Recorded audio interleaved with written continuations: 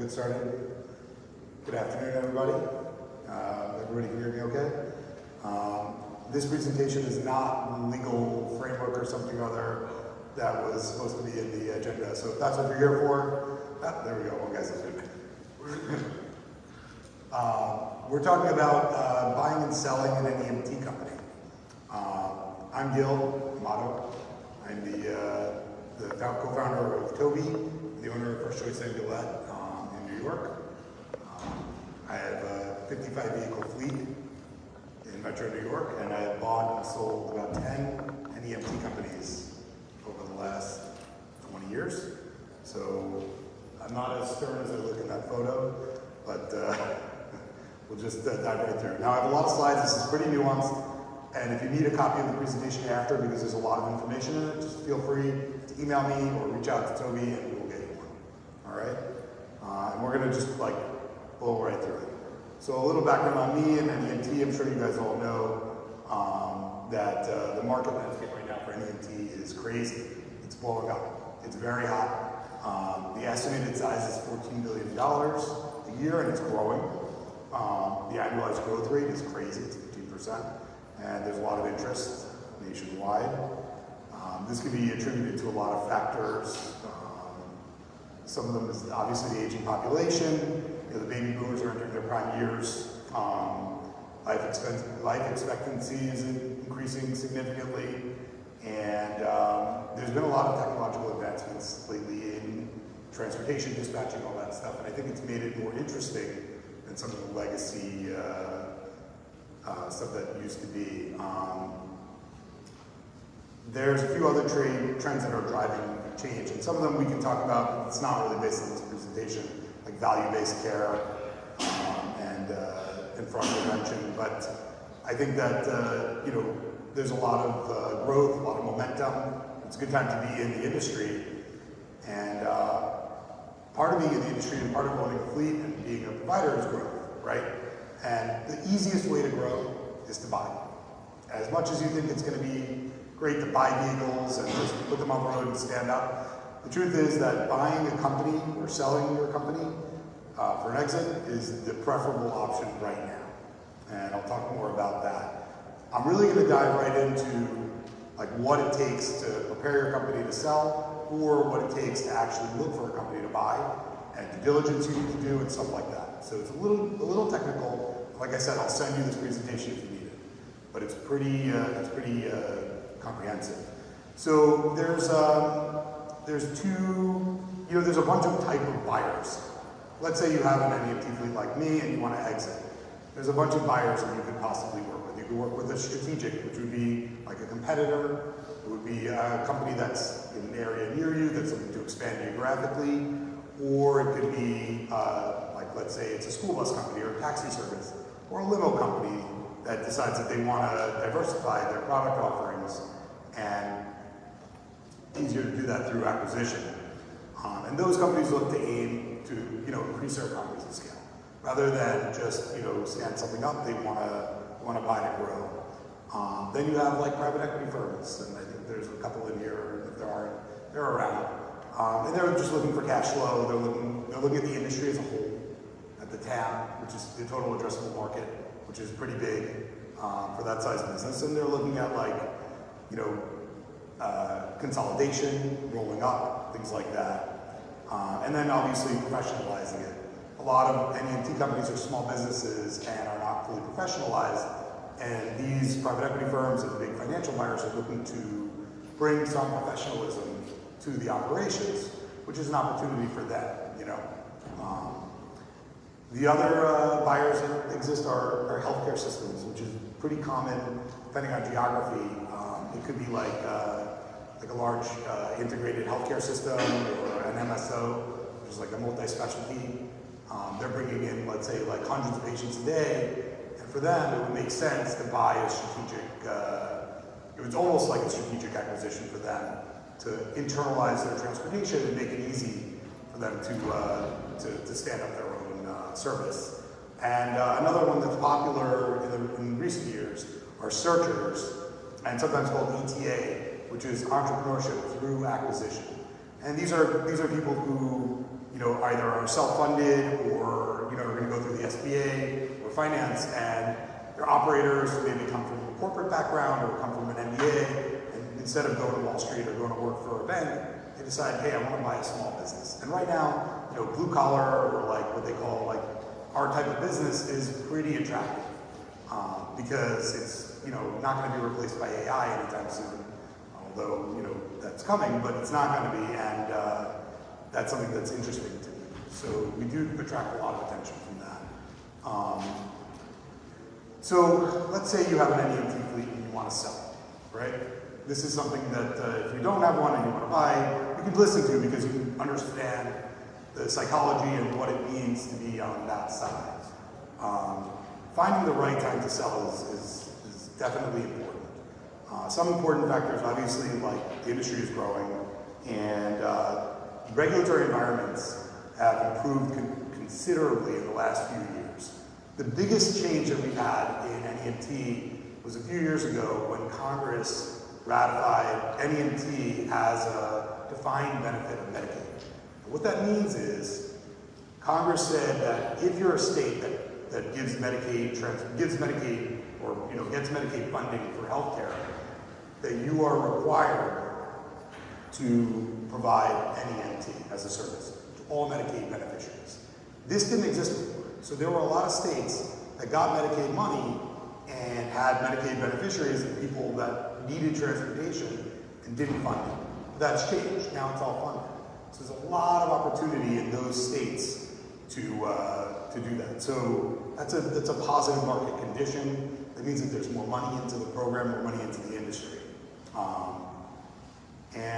So that's something that, like, as a seller, you might say, well, look, this just happened in my area. Maybe it's a good time for me to exit.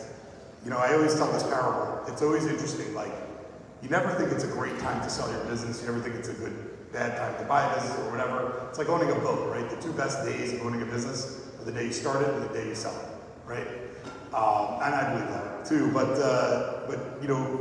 you should always try to sell at the top, or when the tailwinds are really behind you, and that's right now.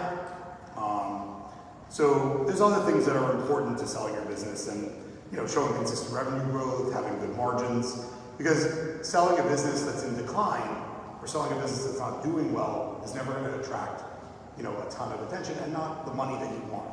There's an emotional attachment that business owners have to what they've built, and they feel like it's very important that valuing their own business based on emotions is tough. At the end of the day, the numbers really drive it, so it's important that this is done. There's other things that drive selling businesses from an emotional standpoint. Could be that the owner is older and looking to retire, or like moved far away, or has health issues.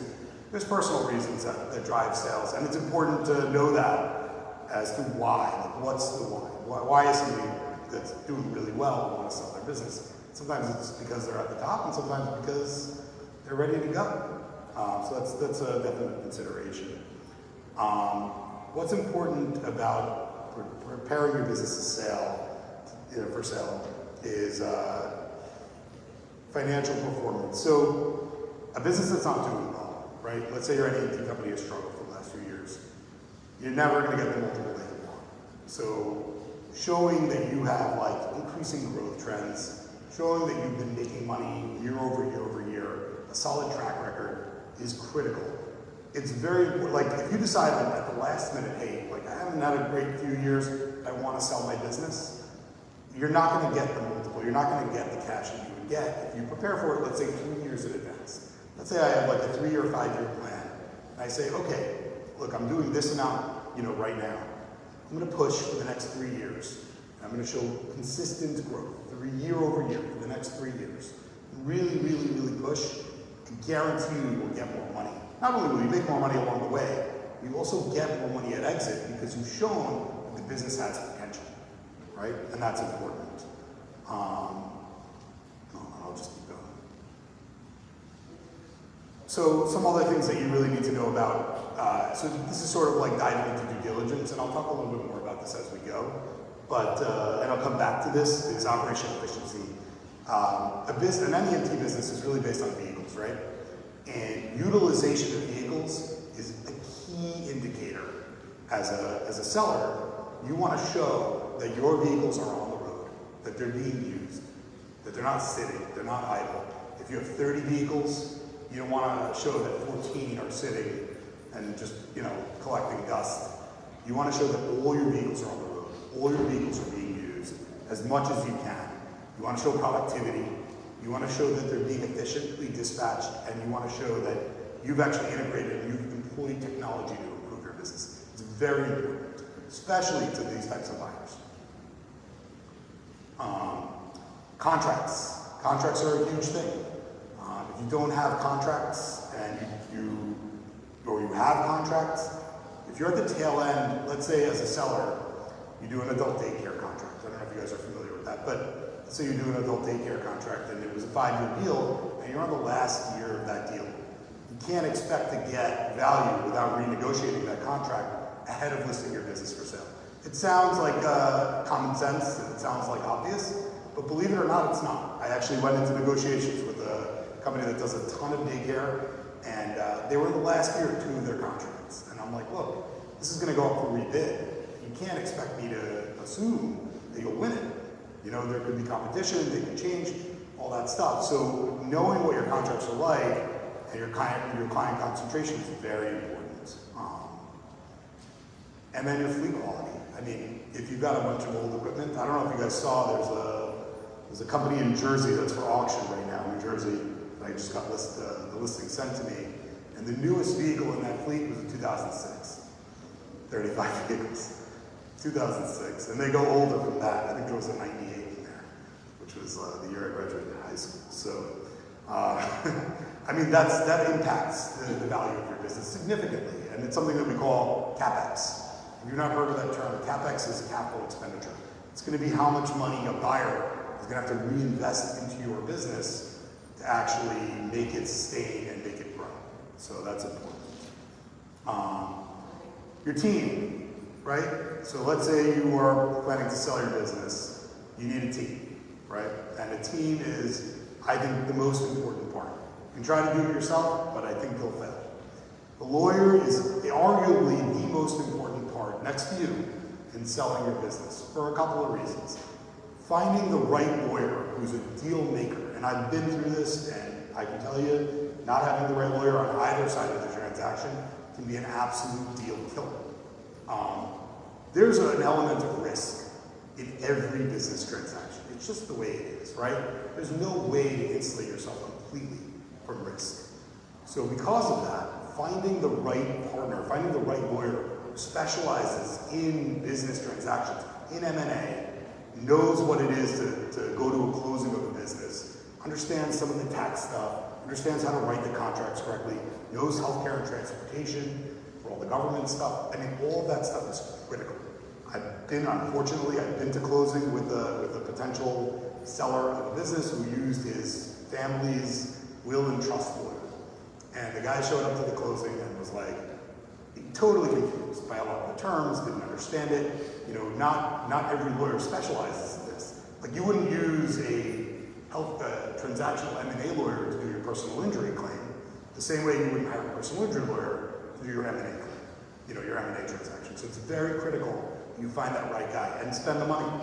That money that you spend on getting a deal across the finish line with a good, experienced litigator who's a negotiator, it's worth every penny. An accountant, that's critical. I mean, I guess some of this is obvious. Yes, a really good accountant is ideal. You're going to have a lot of tax implications as a seller, particularly. If you get all your money up front, there's a considerable tax hit. You want to know if you qualify as a qualified small business, which is something else we can talk about. But you definitely need a good accountant and a broker. I mean, you don't always need a broker because sometimes it's strategic. Sometimes you bring the buyer yourself or you list it yourself. But sometimes a good broker can absolutely make the difference. I actually sold an ambulance business that I bought that was a little bit smaller, that I wasn't looking to do, and I decided to do it myself. And I put a listing on Biz Buy Sell, and I think I had about 4,000 people email me saying, hey, I'm looking at your business for sale. And going through that was such a waste of time Such a huge time suck. You know, getting them all to sign NDAs, getting them to go through the process, it was just a huge amount of time. The money invested in a broker, which can be expensive, can eliminate a ton of that as a seller. So you can focus on your business, because at the same time you're selling, you're still running your company, right? So the mindset of like dealing with thousands or hundreds of qualified buyers in your business at a time, especially if it's desirable, because you've prepared for this over the last few years, because you've shown that you've got positive growth, all those things factor in, the value that you get from a broker is significant. Sometimes you gotta pay, it sucks, I know, but negotiate, and the value can be there. Some of the documentation you need, and if you guys want, I'll send you this because it's a lot, it's nuanced, I know. You need to have financial statements, you need to have your agreements, you need to have your employee records, contracts, your fleet docs, your compliance stuff, all that stuff. And if you're, so if you're buying a business, let's talk about that. You know, we talked about strategic buyers and who's a good, you know, buyer. If you're selling, well, if you're buying, like, what's a good strategic fit for you, right? If you're a buyer, we're switching over to the buyer side. If you're a buyer, what's a good fit for you? And some of the stuff is very important. When I talk about geographic complementarity, I mean, I talk about local knowledge. A lot of what we do in NEMT is local, right? We know as operators or as people who are interested in the business, we know that the people that have been doing it know the local people. They know the people who run the nursing homes and the hospitals and the caseworkers and the discharge planners, and they know the people that work in the government or the regulators, and that local knowledge is key. So somebody who's kind of like far away geographically, it could be a challenge. NEMT is very much a business, especially when you acquire, where you sort of have to watch the store, right? Realistically, you have to be there. It's very important that you recognize that. Some ways of finding companies to buy, right? That's a challenge. And I think I actually talked to a couple of people about that earlier, that it's really hard to find NEMT companies to buy.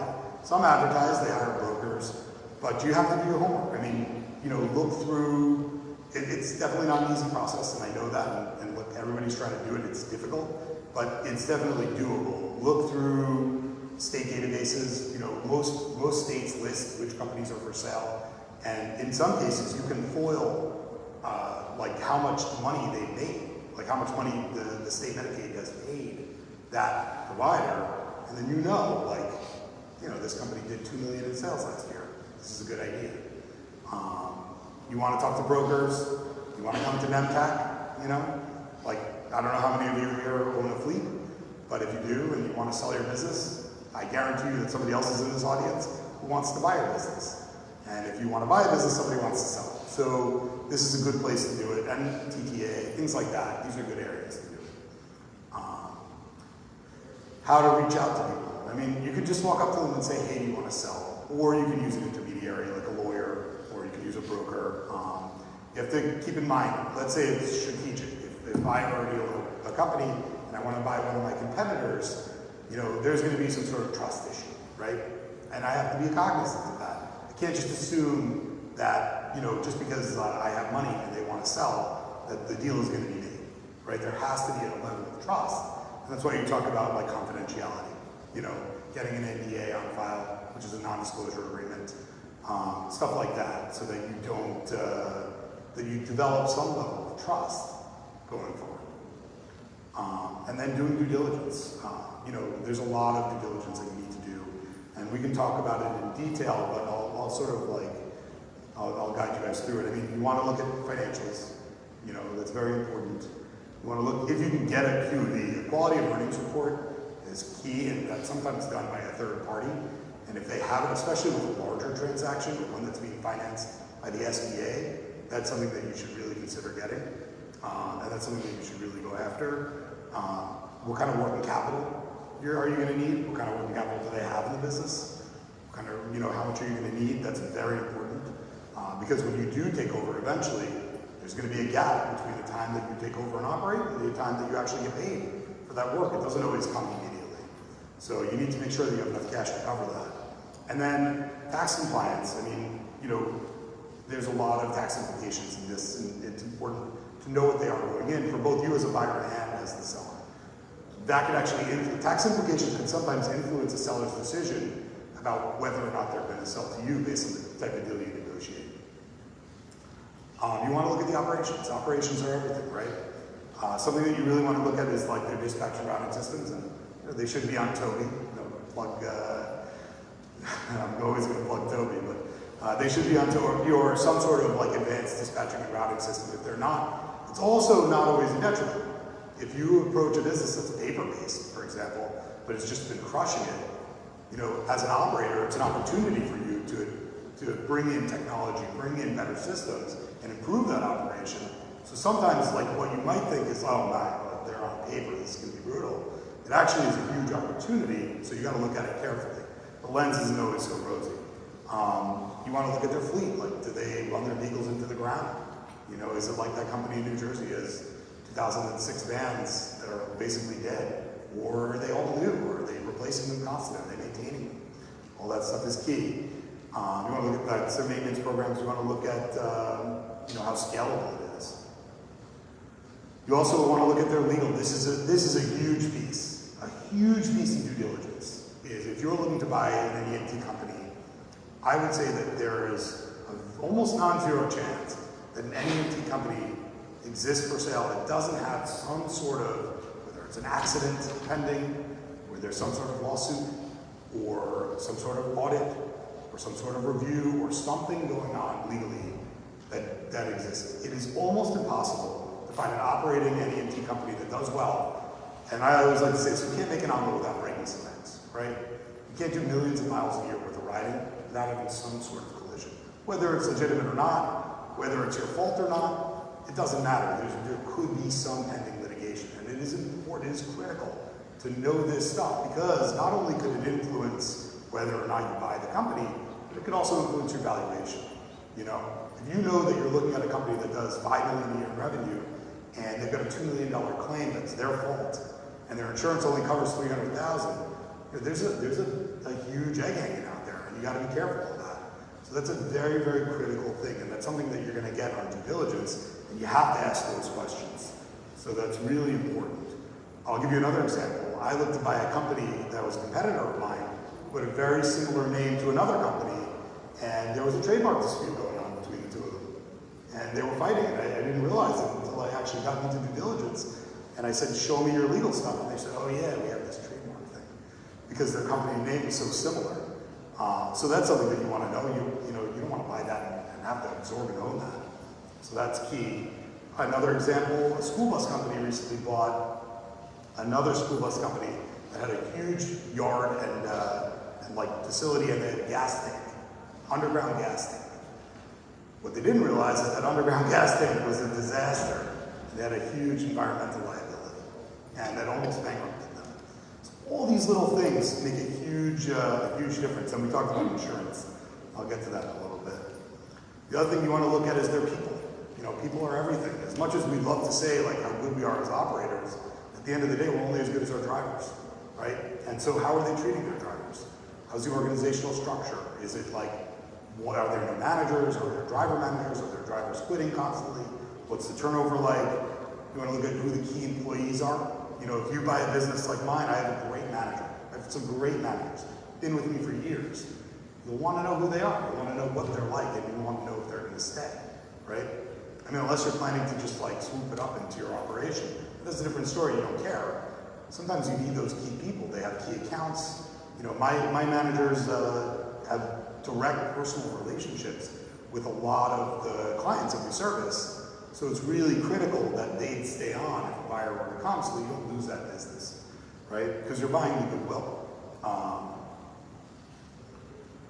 And then we're talking about multiples. This is actually a very serious point of contention. I'm happy to go on record saying that the industry is between 3 and 5x of EBITDA.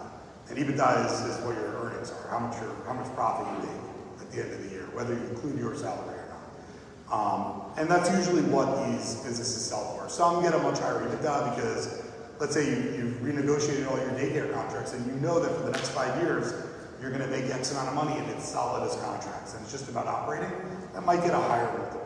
Or let's say in the case of New York, for example, New York just got a 35% rate increase on our Medicaid trips across the state, which is great. So, you know, maybe we'll get a higher multiple because of that, because we know the future is really rosy. The future is good. So those are things that you want to talk about. And then valuations. So discounted cash flow, I'll gloss over this one. This one's a little bit boring. Assets, this is more interesting. So that New Jersey company with 31 vehicles, where the newest one is in 2006, how would you value those assets, right? What are they worth? I mean, yes, they're on the road, maybe. Are they operating? You know, how many vehicles are there? What's the mileage like? Does the mileage matter? You know? But keep in mind, this is everything. Vehicles are everything. This is your business. This is what you put on the road. Like I always say, it's your drivers and your vehicles. You don't really matter, right? So you want to look at that. If there's real estate involved, you might want to get a broker or a real estate agent involved. Obviously, that becomes a little bit more complex, but it's doable. And then there's the intangibles. You know, your brand name. You know, your people. You know, if you have great contracts. For example, in New York right now, and I always speak from New York because I'm from there, there's the Medicaid license is attainable. You can apply and get a Medicaid license. But if you don't have a contract with the state broker, you just can't do business with Medicaid. So it's worthless. Your license isn't worth anything. It's not worth the paper it's printed on. You need that contract. So having that contract is critical. So that's something that you really want to evaluate. Ways of structuring your deal. And I know I'm flying through this. You'll have questions later, that's no problem. You want to do, it's either an asset or a stock sale. That's kind of it, right? Asset sale would be you buy the equipment, you buy the assets of the company, and you kill the corporation, or they do with it what they will. Stock sale, you buy the stock. There's tax implications for both. And those are very important. And those can really influence, you know, whether you do one or the other, especially for the seller, but definitely for the buyer as well. There's also the liability transfer. And this is key, and this is something that a good M&A lawyer would really help you with, is liability. Because if, let's say you buy a company that has pending litigation, right? And you're willing to take the risk, you've done the homework on it, you're saying, okay, I can deal with this risk. It's not that considerable. You know, that's gonna impact the valuation of that company considerably, right? That's a real metric that you have to look at. So, you know, what kind of and that also impacts the structure of your deal. If you buy the assets, you don't have to worry about being a successor or and that lawsuit transferred to you. But if you buy the stock, that's your lawsuit now.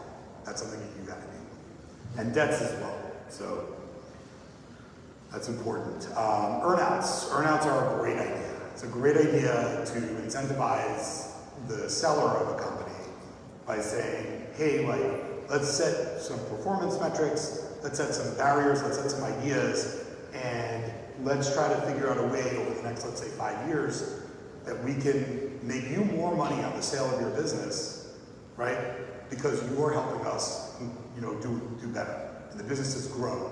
It keeps the seller honest, and it keeps the buyer interested, and it also allows the seller to make more money. So that's something to consider. Seller financing. This is a big thing. This is a hot button issue.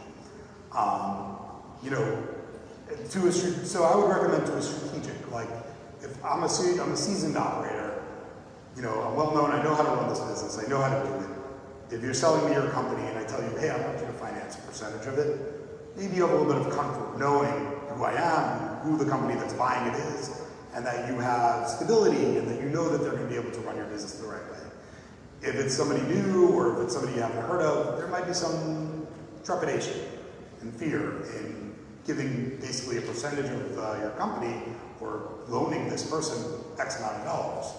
However, it's also important to know that for searchers and other people who finance through the SBA and who do that, a lot of banks look very favorably on seller financing, meaning a portion of the sales price being financed by the seller allows the buyer to get preferential rates and higher amounts of valuation, so a higher multiple. So if you decide to say, let's say I'm selling at a 3x, but I'm willing to finance, you know, $500K, whether the sales price, why don't we bump the sales price up by that 500K, and it's basically free money. So you're going to get paid it, but you're willing to finance it. ESOPs, we can glance over this. Unfortunately, I've been in a transaction as an advisor that attempted to do an ESOP, and I don't know if any of you guys are familiar with this or have done this. Have any of you guys ever done this? Nobody? Show of hands. I see one guy nodding. They can be very, very complicated to do. They can be very difficult to do. It's a great idea. An ESOP is an employee stock ownership plan. Basically, what you do as a seller is you sell your business to your employees. What's the biggest challenge? One of the biggest challenges in NEMT is what we call driver turnover, right? Unfortunately, drivers are somewhat transient job. They hire drivers, they quit the next day, they go to another company, they find a different job. So one of the things that an ESOP does, or an employee stock ownership plan does, is it incentivizes employees for longevity. Meaning, if the employee, you're basically selling your company to your employees, and they own a piece of it, and they earn it over time served, over metrics hit, and so you can get cash out as a seller, as an owner, and your employees can cash in, and they're much less likely to turn over. It's difficult to do in transportation. I've seen it happen. I've seen it happen once where it was successful, but generally it's difficult to do. It's still something that you should consider as a seller. And then representations and warranties. I mean, this is important. Indemnification is very important. Whether it's an asset transfer or a stock sale, liabilities. They're always going to, like I said, you can't make an omelet without breaking eggs. And if you don't protect yourself, if you don't indemnify yourself as a buyer or even as a seller, right? You don't want to have those problems. So that's all going to be part of the negotiation, the structuring your deal. Working capital. I mean, that's pretty obvious, self-explanatory. There's always going to be a working capital phase in our business because we don't get paid right away, for the most part, right? If you're pure private pay and all you do is credit cards, that's great. But if you're billing any type of institutional payer, there's a gap, right? And that has to be financed because while you might be able to bill somebody and give them credit to pay you back, most of your vendors, your software companies, your gas, your insurance, your drivers, your payroll, all that stuff has to be paid. So you got to make sure that you have sufficient working capital. If you spend all your money on buying the business and you don't leave enough money aside to cover your gap, that's a big problem. So that's important. And then transition. I'll talk a little bit more about transition later, and I think I'm okay on time. Transition is a big, it's probably one of the biggest things about buying or selling, especially with buying. And there's a lot that's important with that. I recently purchased a garage to service some of my vehicles, and the owner promised me 3 months worth of transition help. And I got to be honest with you, after about 2 weeks, I kicked them out. It was enough. But there are times where, it could be a great owner, and that guy or that girl or that owner really, that's selling their business, really adds a ton of value, and they're willing to stay. So that could be something that you negotiate and say, hey, listen, you're doing great here. I want to take over your company, but I want you to stay. I want you to help me. And they can do that, and especially if there's a culture fit. That's awesome. And unfortunately, you have to pay them. I paid that guy. I was planning on paying that guy at the garage for 3 months. Thankfully, he said, no, I'm good also. And he left after 2 weeks, but that was brutal. So you got to be careful about that stuff. Non-competes, non-solicitations. I actually have a close-to-home story about this. A guy bought a company, a competitor of mine, not too far away from me. And he bought the company, closed on it, didn't realize that the seller's uncle owned a competing business in the same area. And sure enough, before, I want to say maybe a month or two, pretty much all the drivers, all the trips, left that company he bought and paid a high multiple for and went to his uncle's company. And he sold his business, he walked away, and sure enough, they all went. So that kind of stuff, that's critical due diligence that you have to do. Number one, knowing the landscape, knowing the competitors, knowing if it's like some guy's uncle, but also understanding that, signing them to a non-compete. And I don't believe that buyer did that. And now they're struggling, and that's a real consideration. So, you want to be careful about that. The garage I bought, I'll give you an example. The garage I bought, the owner of that garage had another garage about, I think it was 8 miles away. So the only non-compete he was willing to give me was 7.9 miles, which is understandable, that he wouldn't compete within a 7.9 mile range. That's fine, right? So it's all part of the negotiations. That's something you have to consider. All cash, so how do you finance it, right? I mean, all cash is obviously the easiest. You know, you write a check, you send a wire, bring a suitcase, a duffel bag, whatever you want, fill it with 50s unmarked. That works, you know. But there are considerations for an all cash transfer for the seller. I mean, for the buyer, yeah, for the seller, that, you know, they're gonna have a significant tax penalty. There's stock in cash, and then there's earnouts, which we talked about. And like I said, the earnout mitigates the valuation gap, which means that, like, you know, if you're selling at 3, and then you add an earnout, you know, you could add an extra amount of money that the seller could earn over the life cycle of the business, and that's considerable. So that's a seller advantage, and then a buyer advantage as well, because you're saying, hey, look, put your money where your mouth is. You're saying that this business is going to crush it for the next 5 years. Listen, let's share in that together, right? Why not? If you're confident as a seller, you're selling at the top, or you're selling on something that's really growing, you want that strong valuation, yeah, put your money where your mouth is. So that's definitely a great way to do it. Rollover equity. So rollover equity is really interesting, and this is something that private equity likes to do a lot, and definitely something that SBA searchers like to do is that you, as a seller, keep a portion of your business. So you don't sell the whole thing. You sell like 80%, or 70%, or 75%. You keep a portion of it. You don't operate it, you just kind of like hang on for the ride. Maybe it's part of a larger roll-up strategy that a private equity firm is doing. So maybe a private equity firm or institutional money is looking to buy 15 companies in your area, not just you. They're using you as a platform. What you can do is you want to say, hey, I want a piece of that. You know, I want a piece of what you guys are doing. I want a piece of a long-term gain in this. So instead of selling you 100% of my business, I get my check and I walk away, right? Give me some ownership in this larger piece going forward, and when they sell it to a family office for 8x instead of what you sold for 3x, you get a piece of that because you still own a percentage of the company that's included in the roll, right? So these are things to consider. Wait, did I skip some? Partial ownership? No, I think I did. Compliance, risk mitigation, escrow, and holdback. I bought a company, one of the first acquisitions I did, I bought a company, a competitor of mine who was going out of business because he had a significant Medicaid audit, right? He unfortunately owed a lot of money to Medicaid for billing practices, and I'll talk about this transaction a little bit more when we talk about case studies.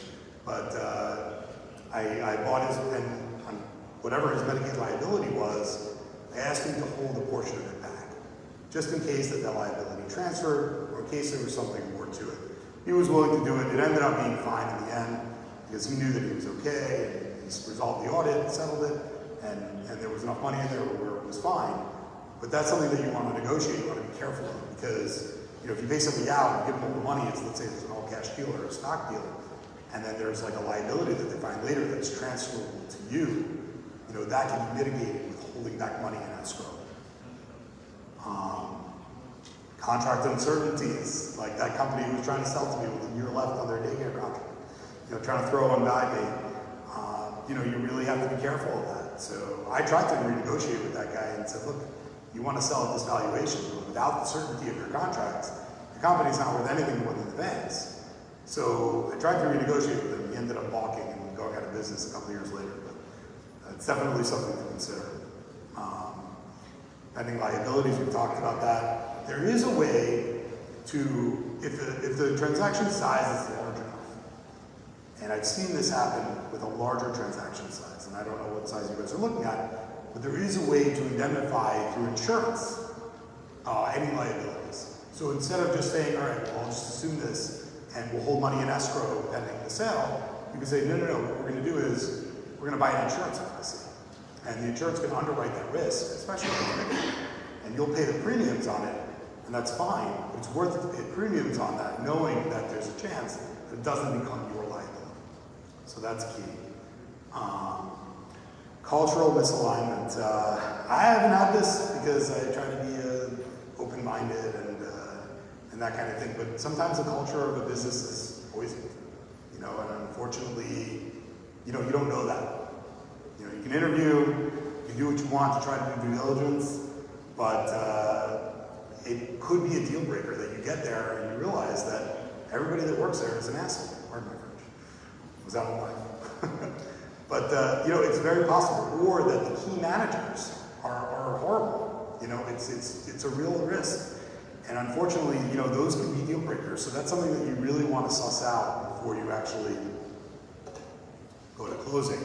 And then leadership retention. This is also very important. Like I said, I have great managers. These people that work for me are not just to work with me. They're not even working for me. They work with me. They run my business. They let me come here so that I can do this, so that I don't have to worry about what's going on in my company. So if you were to buy my business, you would want almost a guarantee from me, or at least as much as you can get, that those people are going to stay, right? Because that can be everything from success to failure. I can tell you now, I have one manager, if she were to leave, 30% of my business would walk away with her. So that's key. Pre-close planning. So you should, we talked about the team earlier, right? You have your lawyer, you have your broker, you have your accountant. Put your team together, get them all on some sort of platform where they can talk, you know, Slack, something, Microsoft Teams, some sort of platform. Facilitating communication between your team and you is going to be very important. I'm not saying to text at 2 in the morning, you know, on a group thread, don't do that. But you definitely want to be able to talk because things happen. And you want to be able to consult your team, and you want to have it like in a group dialogue. And not everybody's going to be together all the time, not going to be in a room together. There's great tools that effectuate that. So that's important. Writing it out, write out your transition plan. You know what I mean? Write out the timeline. Say, okay, we're going to go to LOI at this date, sign NDAs at this date, LOI at this date, due diligence by this date, funding secured by that date, closing on that date. Look, it's going to be written in pencil. It's not going to be written in ink, but it's definitely good to have a guideline so that everybody knows what to expect. And then, let's say you do close. You've got day one, right? You've got to make sure that everything is running. You know, the whole point of buying a business or selling a business, or particularly buying a business, is that you're not starting from scratch, right? You're buying something that's running, that's making money. And I always like to say, like, I love buying a business because I know that the minute that I close, the minute that I take over, I'm making money, right? That's mine. That's awesome. Like the minute that it's done, it's mine, and it's my money, and it's coming into me. I love that. So, but you got to make sure that that's happening, and that's key. You don't want to let that slip. And obviously, you know, this is somewhat obvious, but you want to talk to your key stakeholders. This is very important. This is like a change management thing. When you want to, you're going to make a change in ownership or a change in structure, you definitely want to have key buy-in. And I'll talk about that in a little bit. But one of the things you want to focus on, something that I do when I buy a company, is I map out my 100 days. You know, and I know like presidents talk about it, like what am I going to do in my first 100 days as president? You should do that too. You know, map out your first 100 days, your first 3 months and a week. Say, here's what we're going to do. Here's what our plan is to, you know, to keep our people happy, to get quick wins, to execute on the transition. You know, all that stuff is critical. Understanding the culture. You might want to reward people. You might want to promote people. You might want to get rid of people. You know, that's important. You know, if you find somebody who's not a cultural fit, you might want to move them out. So in terms of actually like transitioning and starting your business and running and taking it over, you know, I do this a lot. Like as a strategic buyer, which I am, if I'm going to buy a competitor of mine, you know, I'm going to look at their operation and I'm going to look how can I consolidate this? Where can I find my synergies, right? Where can I find things that are going to make me more efficient? Dispatching, route optimization, using my vehicles to do some of their work. You know, that's key. Looking at their SOPs and saying how do they align with mine, right? Identifying their best practices. Maybe they've got better SOPs than me, and I'll implement them. You know, so those are things that you want to look at. You want to look at their tech. You know, what's it going to take to integrate? You know, if they've been on Tobi and you use something else, which you shouldn't, but let's say you do, you got to figure out, hey, how can we transition this data from this system to our system, especially if we're going to consolidate. You know, look, something as simple as setting up usernames and passwords and emails.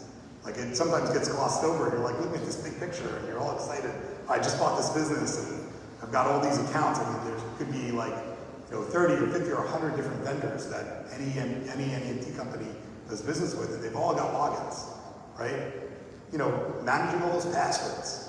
I can tell you I actually forgot the password for one of the companies that I do business with for their Google business profile, which is key, their Google ratings are on that. And I just texted the guy the other day and I said, hey, by the way, what was that password? You have to go look it up, but we got it. But stuff like that is very important. And then human resources and culture. I mean, this is going to be the critical thing. And keeping those people that you're taking over happy. And as a seller, the onus is on you to make sure that you are not selling them a bill of goods. Meaning that if you're going to sell your business to a buyer, you have to make sure that there's a clear transition plan, that your key people are motivated, that your key people are involved, and that your people are okay with it and willing to stay on. And that's important. And you can do that with bonuses. Sometimes money works, sometimes title works, sometimes retention plans work, sometimes growth plans work. Lots of opportunities, lots of interesting things you can do. You want to talk to the customers. You're buying a company or you're selling your company. You don't want it to be a surprise. I know it sounds like maybe you just want to do it quietly. You don't, because the rumor mill starts, right? Oh, this company's selling, they weren't doing well. Oh, they have some sort of issue. Oh, they're under audit. Or oh, no. You want to control the narrative, right? Either as a seller or as a buyer. You want to control the narrative. So you want to say, look, if I'm going to sell my company or I'm going to buy a company, I want to talk to all the clients. I want to make sure that they understand who we are that's coming in, that's going to take over. And as a seller, especially if I'm involved in the upside of it, I want to make sure that it's going to be successful. So I'm going to go to my clients and say, look, here's the new guy. Or here's the new owner. Hold their hand. Here's the new owner. Bring them in and say, here, they're taking over, but they're great. And here's what they're going to do better than I do. Right? And that's a key thing. So that's important. And then resistance to change. I remember in college I took an organizational change class. And there's something called an MVP, and it's not in this slide. And a champion. And the champion is, there's going to be a person in the organization that you may not know, you may not have identified, but you should try to as a seller and try to as a buyer. And that person is your hero. They're your champion. They're the one that the other employees look up to who are not they're maybe not a manager. Could just be one of the drivers who's been there longer, who has a big personality. It could be somebody in the office who everybody sort of looks to because they know everything. That person is the one that you want to key in on, especially if you're a buyer. Key in on that person, get them to buy in. Get them to understand what you're doing and how it's good for them. And then all of a sudden the culture goes with them. And identifying that champion or that hero is a critical piece of the change management. That's something that I look to in every business that I buy or every business that I look to sell. I say, look, here's the hero. Get this guy to buy in. And for example, at the garage I just bought, one of the mechanics, he's a senior guy, knows everything. He was the hero. Everybody looked up to him. Getting him to buy in made a huge difference. And we haven't lost haven't had any change in that. So that's key. And then continuity, we talked about client concerns. Definitely something you want to address, and definitely something you want to be open about. Different operation system integration, we talked about that. So some of the strategies that you can use, and I'll say this is a lot. I'll send this to you so you can read it yourself. I don't have to read it off. But basically, quick wins, and it's kind of reiterating what we were talking about. Quick wins. I love quick wins. Like if you can identify small little victories that you can get, whether it's on the sell side or the buy side, that you can deliver right away, trumpet those. Make those loud. Let everybody know in the organization, hey, these are the quick wins we're going to do. Here's the low-hanging fruit. Here's the stuff that we're going to integrate right away. Here's the little improvements we're going to make. Everybody gets $1 an hour more. Whatever it is, whatever is an easy thing for you to do as a buyer or as a seller, you get those quick wins. Those quick wins are huge for culture and for establishing credibility. So that's something that I always look for. Rapid response teams and performance monitoring. I mean, that's key. Obviously, you want to know how the company's doing. A rapid response team is actually something that I integrated with an acquisition I did a while ago, where it was somewhat tumultuous. It It wasn't the greatest deal. The guy that was selling the company was kind of trying to implement the poison pill after the deal because it was pretty tough in the negotiations. Long story short is I had identified people in his organization and in mine that if there was a problem, we would just pounce on it, and a significant problem. So if something were to pop up, and it wouldn't just be up to me, the whole team, they were identified as our rapid response team. And they love that. You know, people that are engaged and good managers and good people love the ownership of, hey, I'm here to solve problems. You know, because you can go to work every day and punch a clock, you know, it's boring. But if there's something interesting that you can solve and get it like a quick win, or you can be part of like your rapid response team, there's some sense of ownership that people get, and that's always been great for us. It's an empowerment thing. So I really like love that idea of a rapid response team. Let me see if there's some of this. So I'm going to talk about two companies that I bought recently, the most two recent acquisitions I did. Rainbow Medical Transport. I bought them. The reason I bought them was an acqui-hire, which is the owner of that company is awesome. She's my general manager now. She runs my whole business. She's better than me. She's a better operator than I am. I'll admit it. You know, I'm good at certain things, but she's great at it. And I knew she was in trouble. She had some issues. I knew that if I made her a significant enough offer, and I gave her the right type of deal, that she would come along, and she would come on and be arguably my best employee and partner going forward. And she has. She makes more money working for me than she did running her own business, to be honest with you. I'm better at maybe some of the operational efficiencies. I had a better infrastructure than she did, and that helped her out a lot. But what really helped me out was getting her. You know, getting her to buy in and be part of my team and running my huge business was the key piece of that. So that's something that you want to look at, and that's something that's a nice thing that you can do. And buying her out was a little bit more complicated because I had to negotiate her pay pal, her structure, you know, figure out what her contract looked like with me. And I'm happy to say that's going on very well, and she's happy. American Ambulance I bought, that was a distressed company. They had a ton of vehicles. They had taken on a ton of debt. They had a ton of vehicles. They were all fairly new, and they were basically just struggling. You know, the debt load was too high. They were all financed at like 12, 13, 14%. The owner was really, you know, hopeful that this was going to be a great business for him. He didn't have a lot of experience. He came from owning like a budget blinds franchise and thought this was a great idea.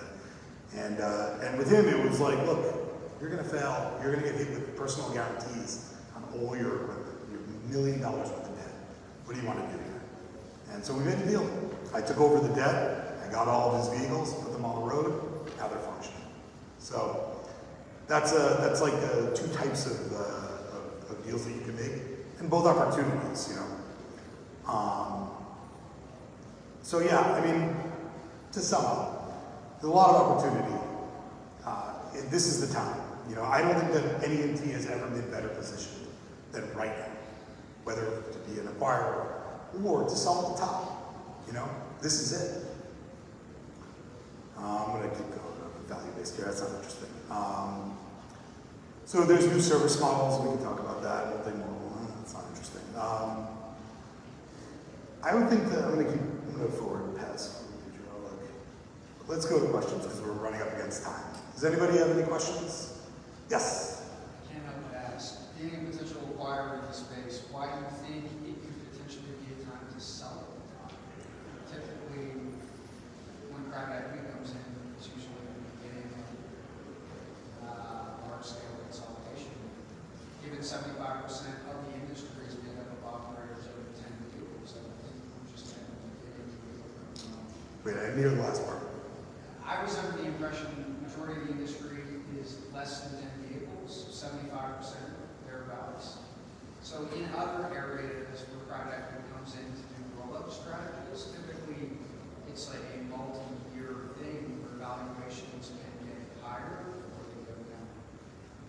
Was that just kind of a one-off comment of sell at the top?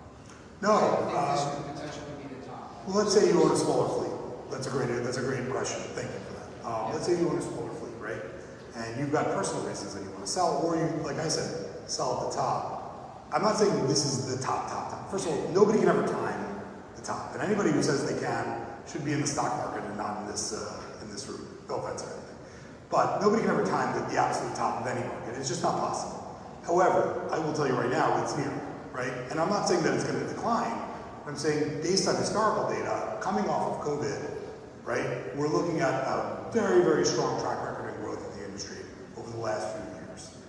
I'll give you an example. This is what I reference. There was a friend of mine had a yogurt franchise. He sold frozen yogurt, right? He bought one and then expanded it 2, 3, 4, 5. Ended up with 30 franchises. It was killing it, absolutely crushing it. And I'll never forget this. He asked another friend of ours who was like a very, very smart guy and said, look, my biggest problem is I can't grow fast enough. And my other friend, who was a senior partner at a big venture capital firm, knows business, said to him, dude, sell. What are you doing? Sell. So if your biggest problem is growth, sell. Now's the top. You've hit it. And sure enough, slowly but surely, those 30 franchises ended up with 3. And I think at this point, he's pretty much closed. So, you know, and it could have been for a variety of reasons. You know, he wasn't a great operator. You know, he couldn't understand, couldn't figure out how to grow beyond the 30 franchises to 300 or to 500. And if he had sold to private equity at the time who was trying to buy him, you know, quite frankly, those people know how to do that. So when I say like we're at the top, I don't mean that we're at the top of the market. You know, you can't look at it like holistically as a market necessarily, but if you're at the top of your company and you've sort of hit your operational limit, you know, then yes, sell. It's never going to get better than that. Any other questions? Yes? Okay. First, thank you. That was incredibly informative. You made a small comment earlier about add-backs to sub-discretionary earnings regarding to owner salary. Curious about your thoughts on that, especially if you're coming in as the owner-operator and you're not reserving that cash to hire out again. Yeah, absolutely.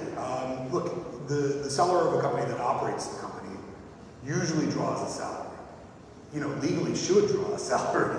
You know, it's one of those things that's really frowned upon by state and federal tax companies. If you are owner of a company actually working in the business, and you just take distributions or dividends or shareholder loans or whatever games you play, you know, it's not ideal. You definitely want to take some salary. There's also an amount of money that has to be paid to people to run the business, right? So so your question is, just so I clarify, the question is, would you include owner salary as a part of it? as part of EBITDA, or yeah, it depends. If your intention is to fill in the spot of the owner directly, meaning let's say it's like me, I sell my business, and you take over my role, you sit in my chair and do what I do, then yeah, you should be earning my salary. So you can add that back. You shouldn't add that back. That should be part of the expenses, right? It shouldn't be added back to EBITDA. However, if I can tell you that I'm pulling out, you know, $500K a year, and I don't even go to the office, right? I'm just on salary because I'm still, you know, titled as CEO, then yes, that should be added back. I think it's pretty straightforward. Any other questions? I know it was a lot. I know. I realized that when I made this presentation, I'm like, oh my God, this was 72 slides. I don't know how the hell I did that, so I apologize for that. Usually I keep it a lot more concise, but I know it was a lot, so I do apologize. But please, feel free to email me. I'll go forward with Gil@tobicloud.com. Feel free to email me, and I will happily send you this presentation. And, you know, email me if you have any questions. Any questions or any concerns or thoughts. If you want some help with the deal, by all means, just send me an email. I'm available. I'm usually pretty open, and I like to talk. That's where my voice is going. And that's it. That's 72 slides. Thank you, guys.